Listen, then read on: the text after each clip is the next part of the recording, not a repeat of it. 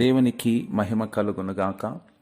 యేసు కృపా పరిచర్య YouTube channel చూస్తున్న మీకందరికీ యేసు క్రీస్తు నామములో శుభములండి.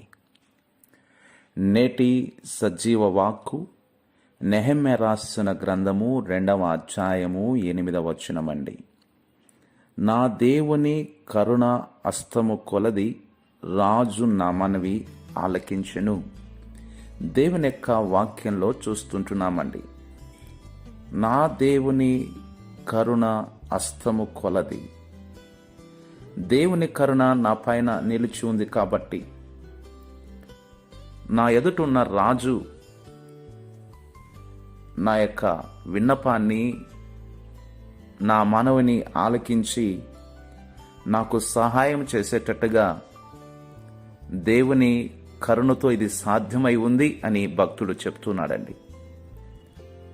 ఈ దినమున అట్టి దేవుని కృప కరుణ మన మీద ఉన్నప్పుడు మనకు అన్నీ కూడా మేలులు కలుగుతాయి అని చెప్పుట్లో ఎలాంటి సందేహం లేదు. ఈ వాగ్దానము దేవుడు ఈ దినం మనతో మాట్లాడి మనల్ని బలపరిచిన దేవునికి మహిమ కలుగునుగాక. ఆమేన్. మహాగణుడా, మహోన్నతుడు అయిన తండ్రి, జీవము కలిగిన యేసయ్య, పరిశుద్ధుడా, మీకు స్తోత్రాలు, స్తుతులు.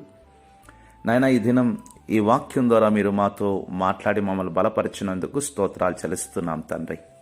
మీ కరుణ కటాక్షములు ప్రతి ఒక్కరిపైన యేసు క్రీస్తు నామములో అనుగ్రహించబడి వారి జీవితంలో మేలులు పొందుకొని ప్రభువా మిమ్మల్ని గణపరిచే కృప మీరు ఇస్తున్నందుకు మీకు స్తోత్రాలు చెల్లిస్తూ మీకే మహిమ ఘనత ప్రభావాలు చెల్లిస్తూ క్రీస్తు నామములో ప్రార్థించి వేడుకుంటున్నాము తండ్రి.